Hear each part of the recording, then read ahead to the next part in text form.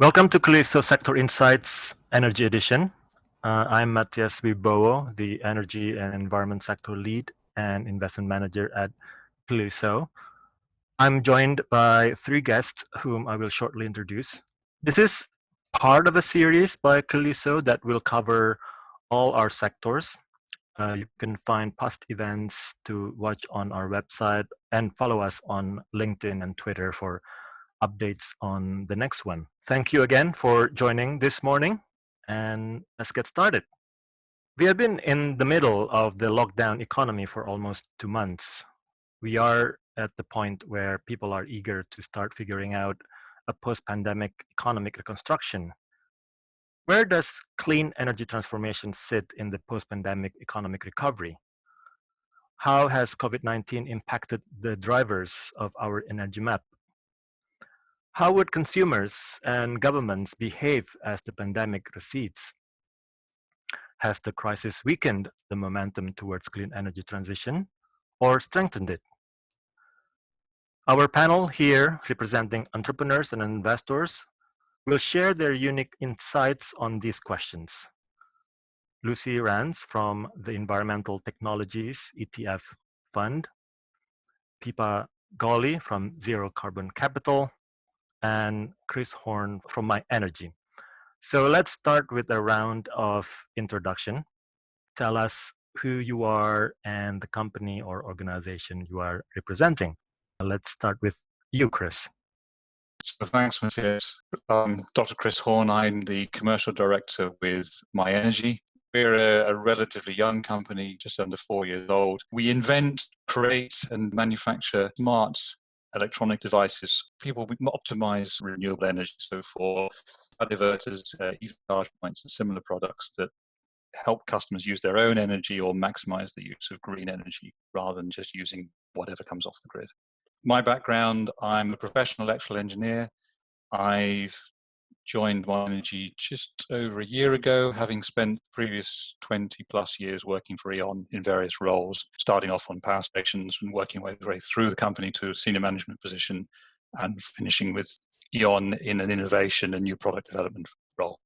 Thank you, Chris. Lucy? Thanks, Matias. So my name's Lucy Rands. I'm an investment manager with the Environmental Technologies Fund, or ETF Partners as we're more commonly known. And we are a venture capital fund based in London usually, although we're a bit scattered these days, investing across Europe in sustainable tech growth companies, usually at a Series A or a Series B stage. And clean tech is obviously quite broad, and within that we focus on the smart city, we focus on new industry technologies, and we focus on energy as well, or smart energy as we call it. Having been around since about 2006, we're one of the oldest venture funds in this space, and I believe also one of the biggest in Europe today, or the biggest in Europe focused on this today. I've been part of the team for the last 4 years, and I guess in this discussion today, other than generally following the energy industry, I can bring some insights into how some of our startups have been coping and the things that they've been doing. Excellent. Thanks, Lucy. Looking forward to that. Pippa? Hi, I'm Pippa Gawley. I'm the founder and managing director of Zero Carbon Capital, which is the home of the Zero Carbon Fund. So this is a new EIS fund going to invest in early stage companies on a mission to fix climate change through scientific innovation. We're looking for knowledge intensive, hard tech solutions that have the potential to make really significant reductions of carbon dioxide emissions at scale, and ambitious teams to go with them. So our premise is that we can accelerate the zero carbon transition if we can make these technologies cheaper and better than what we have right now. I've been angel investing in decarbonisation technologies for about 5 years, mostly in America. And I am excited to join this panel today to try and bring some of that kind of perspective of investing in this space for a little while, but also I'm still optimistic, not having been through Clean Tech 1.0, which many of the other panelists will have done. So I'm still hopeful that we can work our way through this current crisis and the inevitable recession, and that clean energy will have a stronger role to play in that recovery. Excellent. Thanks, Pippa. I thought of starting discussion with a fun question. What new green habit or behavior you have been doing since the lockdown started? Lucy? I don't know about everyone else, but I find my life centered around food these days, living meal to meal. So I've put more care into that, and I've been eating local. I'm quite lucky to be out of London, so I've got some local butchers and fishermen who I'm buying from, which is a privilege to be able to support them and enjoy the good produce. Sounds excellent. Sounds excellent. How about you, Pippa? Yeah, I think my carbon footprint is a lot lower in lockdown, most of which is not voluntary. I think something that we have been trying to focus on is, as Lucy said, the eating local and trying to support those local businesses and really seeing, in such a vivid way how important it is to have like decentralized supply of these like essential items. And we've been thinking a lot more about packaging as well, which often goes hand in hand, that you don't need as much packaging and plastic if you're getting something delivered from the local farm shop or butchers as you do from Tesco's. We've been trying to focus on that. Exactly. Right. How about you, Chris? Well, this was quite a challenging question, Matias. I think as a family, we'd already taken a lot of steps to become a lot greener. So avoiding plastic, using our own bags, shopping locally. We live in a village. I've got lots of farmer friends, so it's already in our psyche. I think the big change is that the dog and I are both a lot fitter because we've been going for many more and longer walks since the lockdown started. Sounds great. Now, this question will be relevant to our discussion later. So I'm conscious that our panel represents entrepreneurs and investors. So I'd like to start our discussion with a quick reality check on what has happened in the venture market since the start of COVID-19 pandemic. So this is a question that I will like to everybody on the panel. And I'll start with you, Chris. In what ways that the COVID-19 pandemic has impacted clean tech businesses, your business as well as businesses in your ecosystem? So I don't think this is just necessary for green tech, but for us there have been, I thought three, but actually four impacts that have hit our business particularly. I think the most positive is that we have spent a lot more time analysing the business and becoming really clear of the performance indicators that we need to monitor. We have been successful as a startup, so perhaps that wasn't quite so in the forefront of our minds. So it's improved our management of the business immensely, and will strengthen us as we come out. But the other impacts have been, well, we've seen orders postponed, although not necessarily cancelled. We're still shipping a lot, but the growth that we had planned for has now been delayed and is less certain about when that's going to come through, and that's impacted on some of our plans. Manufacturing is taking longer, workforce is reduced, and we've got social distancing brought in the factory, and a lot of the team are working from home. And we've seen some impacts on supply chain, some delays early on, which are now settled down. But we have seen an increase in our shipping costs, as we didn't realise quite how much freight was in the baggage hold of passenger planes. And we don't import a great deal, but those imports have gone up substantially in terms of costs. Thank you. And Lucy, you speak with many companies, including your portfolio companies. So what are the challenges that they're experiencing? Yeah, so I think Chris made some great points there, and it's certainly things that we're seeing in our companies as well. And I think those can lead to, depending on the business model of a company, but particularly in clean tech, there's a lot of companies that are particularly capital intensive. As a fund, we tend to do more digital to avoid the risks associated with that. But I think that there's a lot of companies having a bit of a cash crunch at the moment. And today, also going forward, I think capital will be harder to raise in the market. There'll be less of it around, and people will be more cautious with it, I think. So I think that will be a big challenge. I think historically, there's been less capital around for clean tech businesses, but I think that's not the case anymore. There's a number of new funds, new organizations like Pippa's, and it focused entirely on clean tech. And then also I think the appetite for clean tech from the mainstream funds and the generalist funds is also increasing as well. So I don't think that clean tech businesses will necessarily be disadvantaged over other businesses in a cash crunch. Thank you. And Pippa, you also have conversations with hundreds of clean tech businesses. What have you observed? Yeah, similar to what Lucy was saying. I guess I'm talking to entrepreneurs who are looking to raise money, and a lot of them have had to delay or downsize the rounds that they were planning to be doing right now, and maybe looking to do a bridge round or something, which is actually beneficial for a small fund like myself, because I think it means that there will be a lot of choice out there in terms of being able to help more companies, a wider variety of companies, and we might have been able to before. I think there are things that have impacted all companies, like just the ability to work. So, R&D facilities, manufacturing facilities, a lot of them have closed. Some of them are starting to reopen. The ability to work in people's homes. So we're not putting in solar panels right now. The changes in consumer demand, people are not shopping as much. And I think that's going to play out in the recovery as well, that people are going to be looking for things that they can buy on a reduced budget. A lot of people have been really hit hard economically by this crisis, and they're going to be a lot more careful. So, how will that impacted consumer demand reflect on clean tech? There may be some beneficial sides to that, and I think we're going to be coming onto that later on. So I think, as an investor, we're also going to be looking for slightly different things. I mean, obviously, the ability to run a company effectively has always been important. But I think this crisis has really stressed that toughness, resilience, the ability to cut back and make a smart pivot, or to make the cuts necessary to extend runway. These are all skills that entrepreneurs are going to have now and for the coming years, in a way that perhaps wasn't quite so pertinent before. Right. Yeah. Which brings us to my next question, Pippa. So indeed, during this period, what have been the strategies of clean tech businesses since the pandemic started to ensure that they are best positioned for the post-pandemic economic recovery? Chris, can we start with you? Yes. I mean, I think the biggest change that I've experienced over the last 8 weeks, as we try to position the company as best as possible as things develop in the future, is around strengthening networks and increasing the visibility of myenergi with different customer groups, whether that's our wholesale customers, tradesmen, installers, or end customers. We've been so busy working on manufacturing and developing new products that sometimes that hasn't been given enough focus. Over the last weeks, I don't think I've ever had so many conversations with potential partners over opportunities to collaborate and innovate together, which I'm sure will leave us much stronger going forward. And that's there's been a lot of difficulties over the last few weeks, but I think there's 2 or 3 really strong positives that we've picked on. Right. Yeah. Pippa, you mentioned a lot about this already, such as pivoting, but do you have anything to add? Yeah, I think, there's things that entrepreneurs can be looking to do in the short term around getting their workplaces opened up again as quickly as they can and making them safe. I think, looking for smart opportunities around what we're going to be doing for the next few years, like teleworking, reducing costs.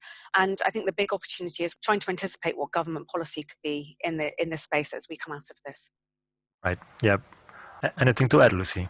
Well, perhaps I can just add a quick example from one of our companies who've done Excellent. a very impressive, pivot's not the right word because they're still doing the same thing, but taken advantage of the situation, I guess, or made the most of the situation. It's a company called Zillow who do smart bus routing. And originally it was for big organizations that have large factories, say out of town, that are very poorly connected by public transport. And they would do a smart bus route, pick up the employees and take them to the factory. Now, that was obviously one of the areas pretty hardly hit by the crisis, as people weren't really commuting anymore. So they developed a critical worker commute service. So they would have professional cleaning of the buses, they would have socially distanced seating, allocated seating on the buses. And this has completely taken off for obvious reasons. It's a huge, huge demand. And the company has almost more business today than it did before. So that's a really successful example of a nimble business making the most of it. And I think going forward, we're going to need safe public transport for a long time to come. So actually, I think that there's a huge opportunity for them in that area. Excellent. Now let's switch gear. Let's now look at the bigger picture, a big question. How has the COVID-19 pandemic shifted global energy demand? Lucy, what do you think? Well, firstly, and I think the obvious point is that it's reduced, at least in the short term. I think the figure is around 15%. And that has come largely from businesses and factories that aren't operating, but also from air travel and other forms of travel that have dropped off like 95%. And then I guess the other point to make here is that the profile of energy demand in terms of time of day is, I presume, quite different than what it was when we were going to work and there were maybe peaks when people came home. And I think that's an important point to make, that the grid is probably dealing with a different profile to what it's used to. Right. Chris, do you have anything to add to that? Well, I was just going to agree with Lucy on that change of profile. I was reading some articles in the last week around the fact that we now have, in terms of electricity demand on the grid, it looks very much like a constant weekend through the whole week now, rather than having a bigger demand during the week, and that's 5 o'clock peak has dropped as well. And that's going to be really interesting in terms of strategies for generating and managing power flows in the future are going to look like if that continues, with people teleworking, commuting less. And I mean, manufacturing will come back online and the peaks will return, but the profile will look different. I think there's a lot of talk about trying to flatten the daily profile with smart technologies. Well, maybe this change in consumption is going to accelerate that move to a flatter profile. Right. Yeah. Following up on that, another big question, Pippa, the anticipation is that in post-pandemic, global energy demand would ramp back up. How quickly or rapid will energy demand return, do you think? I think it's going to be as slow as the recovery itself. I think we're seeing here that around the world, governments are operating very cautiously here, and we know in this country it's likely to be a slight relaxing, and then maybe a slight tightening again, and a slight relaxing. So I think it's going to be a very long time before we're back to like how we were, and perhaps we'll never be back in that normal. So I think shifting back to the previous energy patterns will be slow, and perhaps we'll never get there. I think there's going to be more teleworking going forward. I think for a long time people are going to be more cautious about travel, and we're both for work and for leisure. I think one of the downsides is that we're going to be traveling more in private travel methods where we can, like using cars rather than public transport, which is negative, but I think will be fairly minor in terms of being offset by more walking and cycling in towns. We're already seeing the government getting behind that, and and the overall reduced travel. Yeah, thank you. Lucy, do you have additional perspective on this? Well, only to agree with Pippa and say I'd be amazed if transport goes back to what it was before. I think business travel particularly has changed forever, and maybe I think that's a good thing for the environment. Indeed. Yeah, it appears that the consensus from Wall Street is that the energy demand would recover in best case scenario in 2022, but more likely to be years longer than that. Lucy, now that we talk about demand, and now let's talk about supply. How has the COVID-19 pandemic shifted global energy supply mix? Well, interestingly, an interesting question, it has boosted the proportion of renewable supply considerably. And I think we've had days that have been entirely renewable. And I think certain records have been set as well. And that is because the cost to operate is so low. So if you have a drop in demand and it can be serviced by renewables, it's much cheaper to do that than to fire up your fossil fuel power plant. So I think it's a really interesting effect. And despite oil prices being low, it's not necessarily affected in Europe so much because we don't use oil that much for general energy. And despite that, we are seeing a huge increase in the proportion of renewables. Maybe something to add on that, to the point we made earlier about the energy profile, that is another difference for the grid, right? Is that it's always a challenge for the grid to manage the fluctuation in renewable energy supply. So I think that just highlights that further, and the need for resilient grid and the supporting technologies to facilitate that flexibility. Do you have anything to add, Pippa?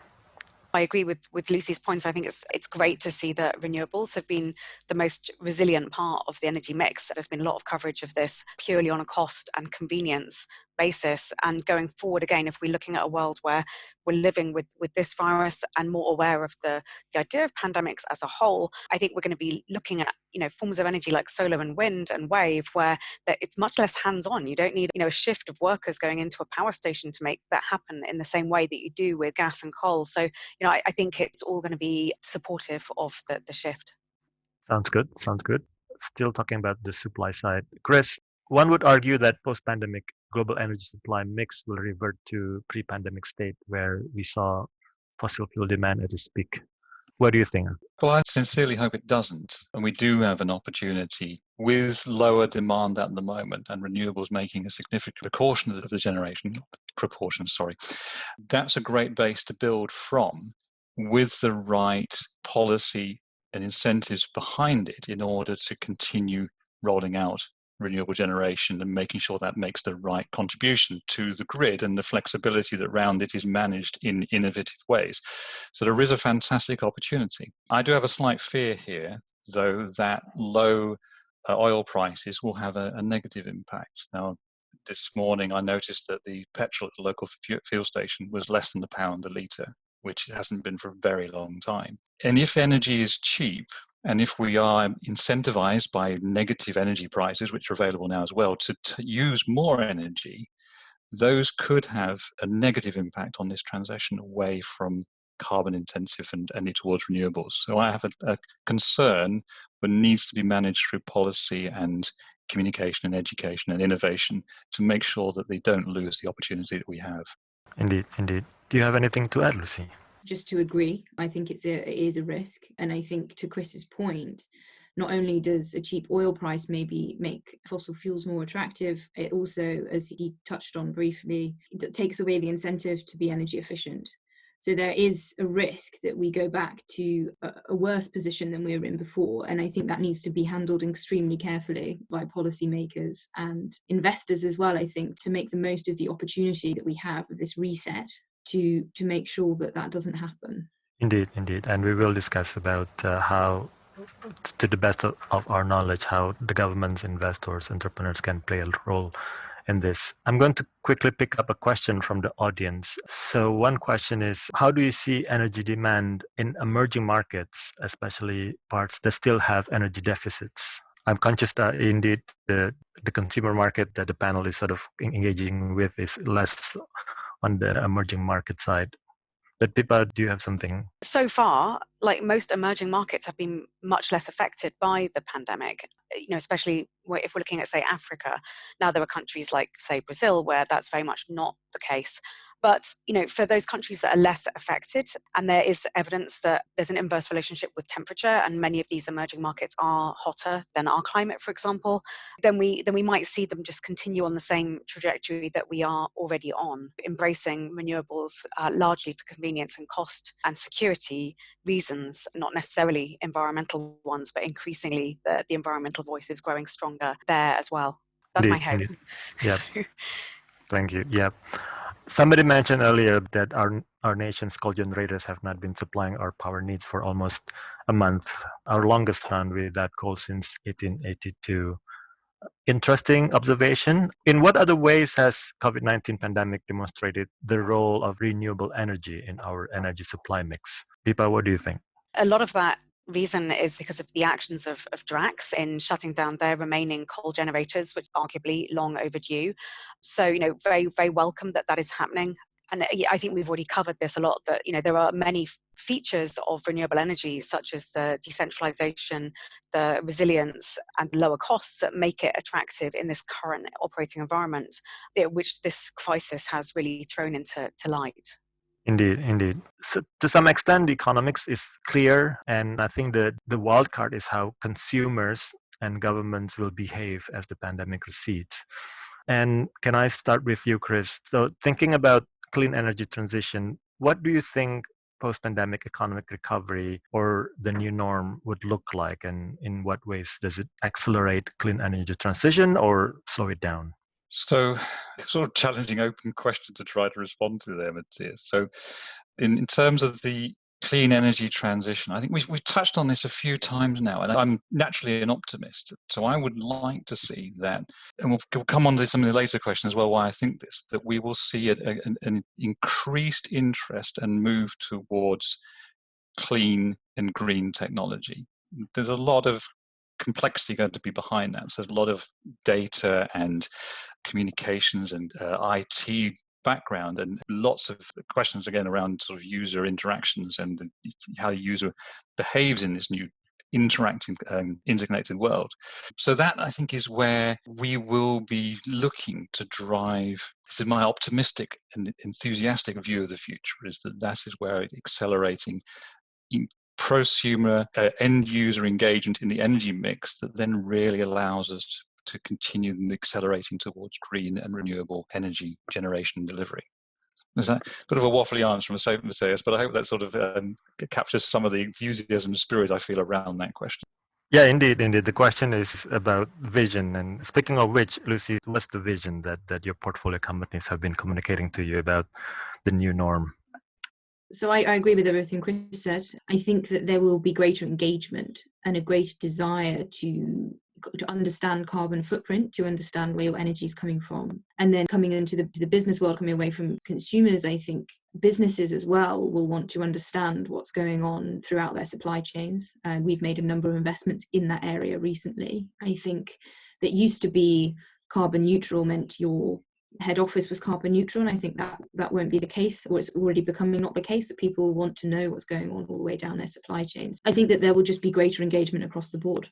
Right. Yeah. What do you think, Pippa? And so again, in the context of clean energy transition, I share Chris's optimism here that this is a once in a century opportunity where we've had this huge economic reset, and the question now is how do we rebuild? And a lot of that is going to be on the government. We know our government is in theory behind this. They made the net zero commitments last year, and we know that it's on their agenda. So I really hope that we see the government using the fact that they have to now plough trillions into the economy, supporting furloughed workers, supporting businesses, that they use that, they tie it to clean targets for businesses, that they put those workers to work on something that supports this transition. Because one of the neat features about the zero carbon transition is that it touches pretty much every job you could imagine. So everybody has a part to play here. And so if we can use some of that government influence to shift everybody's work more into thinking about how to support this transition, it's an amazing opportunity. And I hope that the government has that vision. right? And to be the devil's advocate, what is stopping consumers from adopting more green behaviors? How might the COVID crisis affect this, Pippa? Yeah, I think the number one answer is generally cost, and generally as human beings, we're not very good at looking at long-term costs against short-term costs. So people switch to green energy because they can see that their monthly bill is lower, and that makes sense. But, I might be unlikely to pay a premium for an electric car, even if I know on paper that it's going to cost less over 5 years or 10 years, which it does. I might be unwilling or unable to make that extra premium on the front end. And the same applies to a lot of, green behaviors. And I think that, unfortunately, is now obviously going to be more prevalent in a economy where many people are fearful for their jobs. So, I think that's really going to stop this. On the upside, I think a lot of people have seen, what this world can look like with less travel, and seen the clean air and the clean water, and really, more people would have had that thought, right, this is possible, and I hope that where people can, that they will continue their actions to support that transition. Indeed. And this is another kind of visionary question, Chris. We mentioned a little bit already about what's the role of consumers and governments in accelerating this transition. So how are consumers going to become more comfortable with the idea that they have an active role in the energy mix rather than just being consumers of energy? Yeah, that's a really good question. We talk about macro activity and government incentives and what the big companies can do and how we can put energy onto the grid. But until we really talk to customers, consumers, and everybody involved in helping to understand these transitions, that's how it's got to be unlocked. It's got to be a mass re-education or mass engagement. Where do we understand where people, the end customer, get their information from? For us, looking at an EV charge point, that's can be quite a complex purchasing decision, particularly with the products we build, which are very smart. So we've had to look at every point of engagement with that customer, whether it's through social media, whether it's through the electrician they might be speaking to, whether it's by running extra webinars and training sessions, making most currently with people where they're furloughed, using that time to train and learn. This idea of consumers becoming more comfortable, it's a gradual and re-education, re-information and reinforcement of those strong messages that at the moment, as we're walking around and see the clear skies and hear the birds singing, exactly as Pippa says, people are beginning to reconsider. And we've seen a real interest in people looking at buying electric vehicles. It might not buy them, the economics have got to be worked out, but it's again triggered a different mindset. So by communicating, reinforcing, rebuilding those messages, I think we can help consumers come on that journey with us. Thank you. And this following question is a brainstorming question, and I'm going to ask everybody on the panel, which specific themes, products, services in clean energy would excel in the post-pandemic era? Let's start with you, Lucy. Good question, Matias, and something that we're obviously thinking about a lot as an investor. So as a topic we've not touched on yet is cybersecurity. And actually, I think that's something that links in very closely to clean energy. It's not always been considered a clean tech topic, but I think it very much is today. And I think that you can't have a decentralized grid and you can't have important energy infrastructure without securing it. And I think as we've worked more digitally, more remotely in this crisis, there have been a lot of cyber emergencies, and it's highlighted the need for that. So I think that that's a very interesting area today and tomorrow. I also think we've talked about the grid and its capability for different usage profiles, energy usage profiles, and its capacity to be largely renewable. So I think grid stabilization technologies and energy storage will be accelerated. And then I also briefly touched on visibility and data companies, which is another area I'm interested in. Exciting, something to look forward to. What do you think, Pippa? And again, just more prosaically, just anything that's going to cut costs. I think, people are going to be very aware of that for a while. And from the government's perspective, anything that will increase our resilience and create jobs. So I'd love to see more work on some of these big infrastructure things that need to happen, like a connected, resilient, smart grid. That would be a fantastic project to be hitting with all this money that's being poured into the economy. Right. Yep. And what do you think, Chris? Agreeing very much with what Lucy and Pippa are saying. Infrastructure investment is come to fore with looking at broadband performance, but a lot of our thinking is around transport and mobility. And at the moment, we're not driving so much. We're getting used to the idea of remote video conferencing. So, is there going to be a shift in relationship with our cars and with transport in general? I'd really be interested in the ideas around car sharing clubs rather than car ownership. Is that an opportunity? And have we woken up to the fact that most of the time our car is sitting doing nothing? It's outside the house, outside work. So when electric vehicles are plugged in, they're doing something useful. They're charging at the minimal level, or they're balancing the grid, or they're providing vehicle-to-grid, vehicle-to-home services. So there's lots of interesting opportunities here around that shift in transport thinking. And so, hopefully we'll also see these announcements on cycle lanes and EV charge points coming through, again, helping us move away from conventional transport, internal combustion engines, and into exercise, healthy walking, electric bikes, cycling, and electric vehicles. Thank you.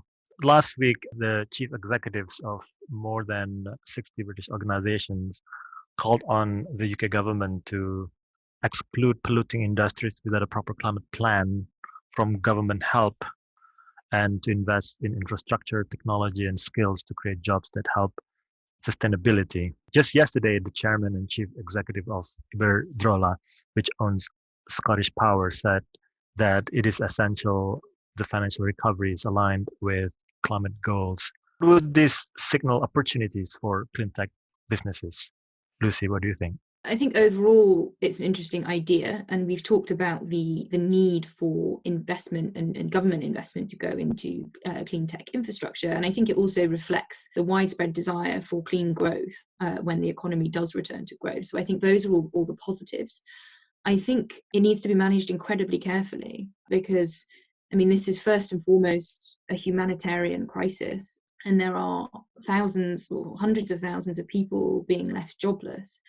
And I think that by wiping out certain industries, that's only going to aggravate that in the short term, at least. So I think that it would need to be done very carefully. And personally, I prefer the approach anyway of working with polluting industries to help steer them in a positive direction and help steer the power and the money that they have towards good things. And an example would be the oil and gas majors. Now, I know that they're not in trouble and not looking for bailout in that sense, but they're often touted as evil and wrongdoing in climate conversations. But actually, some of the more forward-thinking ones are doing a fantastic job of investing in clean tech companies, of being very important partnerships for them and often being the acquirer at the end of the day. So they're able to do a lot of good and also trying to wean themselves off oil and gas. I know that BP have announced, I think they want to be carbon neutral by 2050. So I think that there's a lot of good that can be done. So I think that potentially it could be very interesting if handled carefully. And I guess it depends what it means without a proper climate plan. And what would fall under it. But I think it's an interesting idea if executed well. Right. Yeah. Chris, an entrepreneur, So probably you have a say on this. What do clean tech businesses and entrepreneurs need to do to ensure that they are part of the acceleration in clean energy? I keep coming back to some common themes. I apologize. It's probably from my experience in sort of working in the power industry and then electrification and transport. But future energy systems are going to be incredibly complex. And this is what part of what this webinar is about. If we think about the way that things are going to be interconnected with the energy grid, transport, heat, communications, information. And we already knew that these systems are going to be complex in the future. There's big projects involved in demand response, for instance. But if we see a quicker move to green energy, heating, transport as a result of COVID-19, then that complexity hits us a lot quicker. And we've got to speed up our ability to respond to that and preparedness for it. So we've been engaged with it, but are we really ready? And in thinking about this, there are three main challenges or areas that I think we need to consider. So the first one is around data. Data is very important, increasingly so. It has been for a while. But as these systems are interconnected and people's behaviors become interconnected, do we have the data and the information to really make the key decisions around operation, around investment, around pricing that would help the acceleration? The second area I think I would focus on would be relationships. So to do this right and on scale, we need lots of people involved, working together, picking up their key expertise and finding the right partners to deliver. So this isn't going to be done by big, monolithic, huge companies, international, global companies. They'll have a part to play. There's a lot more space for smaller, quicker moving, entrepreneurial, nimble, agile companies to create the innovation that makes this happen. And the third one I think I touched on earlier is around engagement. So that's engagement with the people that are impacted who have to make the decisions. And are price signals around energy enough to change people's behaviors enough to take the acceleration forward? Or is it going to be subtler and different ways of engaging with different people? So it's a hugely complex area, but fantastically exciting as well. Yep. Now we'll talk about the role of the government. And for this, I'm going to pick up a question from the audience. In the context of clean energy transition, what kind of government policies we can reasonably anticipate as part of a post-pandemic economic recovery? Pippa, what do you think? Yeah, it's a great question. There's, obviously huge area. We could talk the whole hour just about what the government could do to try and accelerate the clean energy transition in the light of the COVID crisis, not in the least, for example, tying the bailouts of companies to their emissions levels. From a regulatory side, focusing on consumers, I'd love to see increased support for electric vehicles and solar panels and batteries, which are kind of the big ticket items that an individual might be considering as part of this transition. And I think the government has to step up there to make that easier for people to do. Equally, the decarbonisation of homes in terms of boilers, getting rid of gas, insulation, energy efficiency, all of those things are areas that can be enormously helped with regulation and subsidy. And the government has already come out with a lot of support on the kind of walking and cycling side, which we've talked about a little bit, but again, love to see that happening in all the major cities or all the small cities, just better support for walking and cycling as part of this recovery. Right. And Chris, as an entrepreneur, you have a wish list. What do you think? And what is needed to make those policies effective? So I was thinking about the comment that Pippa made earlier about also the continued effort to protect jobs, the trillions invested in keeping the economy going and the furlough scheme. So I don't expect that would be turned off immediately. And the investment needs to be directed towards clean tech. So I think agreeing very much what Pippa said. I was wondering whether policies such as the zero carbon homes will be dusted off and looked at again, because there was a whole policy raft put in place 5-10 years ago about making homes zero carbon throughout their life once they've been built. So the question you've asked, I think we have a reasonable or even a strong level of certainty. So any policy that's brought in needs to have a very clearly express long-term view and be matched with the policy mechanisms that give that stability. So we know when grants are going to be tapered and what the trigger points will be for those. And we don't want to repeat of the FIT fiasco, for example. They need to be managed very, very efficiently as well. So for smaller businesses, cash is king, and we can't sit waiting months for grant payments to be made. You have to be within weeks or days of the submission being put in, provided the quality is good enough. And within those policies, the bureaucracy needs to be kept to a minimum. So there's got to be some hoops to jump through, but not hundreds. And they need to be sensible entry points with reasonable overhead on the business in terms of record keeping and submissions. And too often in the past, we've seen policies that fluctuate too rapidly. They're turned on and off. They are incredibly bureaucratic, and they put people off taking advantage of them because with small companies, they just don't deliver into the cash flow that's needed when it's needed. Right. Yeah. Now, Pippa, you mentioned a couple of times about the net zero goals. What is your sense check? What will prevent the government from delivering on their net zero goals they agreed last year? How will the current crisis affect this?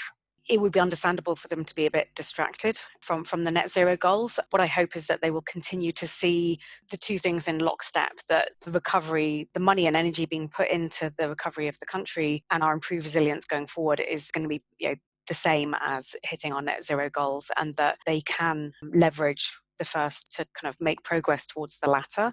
I think what's going to stop them hitting the net zero goals will be the same as last year, which will be, the enormous amount of vested interests and lobbying from various particular industries that prevent a lot of the necessary changes from happening. Thank you. Thank you. Now, the last point that I would like the panel to discuss is about the role of investors.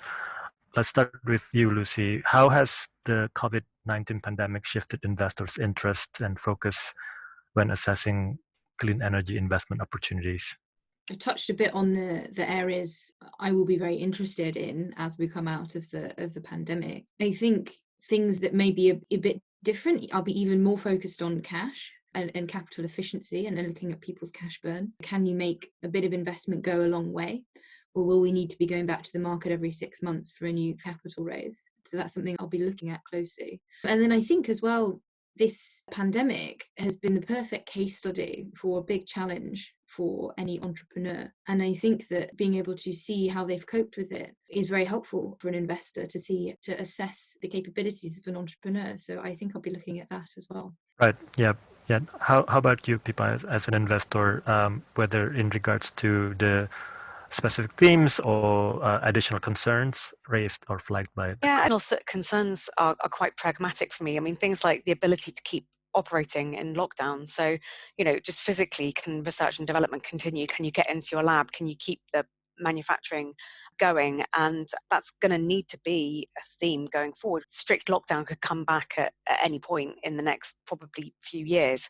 So we need to make sure that businesses are thinking about how to continue operating in those periods. And as we mentioned before, kind of how well their government can fit with government policy will really help them to get the grants and support that they need going forward. Right. And furthermore, Pippa, clean tech investors have been investing in disruptive technologies, and in doing so, they literally influence government policy. A couple of examples I've seen. One is investors investing into peer-to-peer energy trading when the regulatory framework does not yet exist. Investors have been backing various forms of smart energy business models when smart grid is not yet fully implemented. As a clean tech investor, which sector, technologies, business model you're focusing on now, particularly in influencing government policies to accelerate clean energy transition? A lot of the things we're talking about are areas where government policy is not yet there, and things like electric vehicles, we don't really quite yet have the charging infrastructure we need to support them.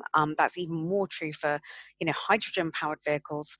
As an investor, there are many areas where we really need a lot more government support. So for example, pricing on carbon trading, all of that needs a lot more clarification from the government, but it's not stopping entrepreneurs from coming up with ideas for the world that we need to see. Thank you. Chris, from the same question, but from the entrepreneur's point of view, do you have anything to add?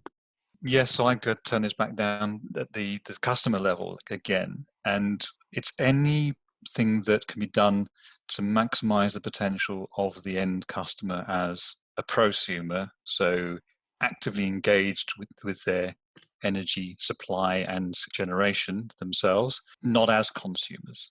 And that doesn't have to mean that they are personally actively interacting and making decisions about what to turn on off all the time. but it's the way that we get to that point where the consumer is a prosumer and everybody is part of that and not just the early adopters. Thank you. Very quickly, I want to pick up this question from the audience. I think, Chris, you're better positioned to answer this question. How much do you think electric vehicle uptake will be affected by Brexit as well as COVID-19, as many of these cars may get heavily taxed coming in from the EU, or the impact of these on parts? Wow, that's quite a question. So I think we have seen at the moment delays in the launch of a number of electric vehicles. So all the OEMs are continuing to invest heavily in electric vehicles. There's lots of innovation. There's quite a few startups, and even in the UK, companies scaling up hugely for electric delivery vehicles. And I think that momentum had already built to the point where it's not going to be knocked back a huge way. There will be some setback. Will the government want to do anything that makes it difficult to make that transition to low carbon transport by difficult tax regimes or barriers to entry? Absolutely not. And I think there'll be increased investment in trying to promote that growth of that business in the UK as well. As we roll out of COVID-19, we look for the investment in the right sectors to continue promoting jobs, employment, stimulate the economy, and move to green technologies. So it's not going to be easy. There's going to be a few bumps on the way, but I don't think either COVID or Brexit will stop the transition to electric vehicles or slow it down hugely. Indeed, thank you. Now, it appears that we're running out of time, so I will wrap that up. So thank you very much to our speakers, and thank you again for attending ClearlySo Sector Insights Energy Edition. Check out our website for more news from ClearlySo on recent successful capital raises, and we look forward to sharing even more with you during the coming weeks. Please get in touch with us if you think we can help you with your own enterprise or investment interests. Thank you again to our speakers, to our audience. Stay alert, stay safe, and have a great day. Thank you. Thank you. Thanks, Matias. And thank you. Thanks.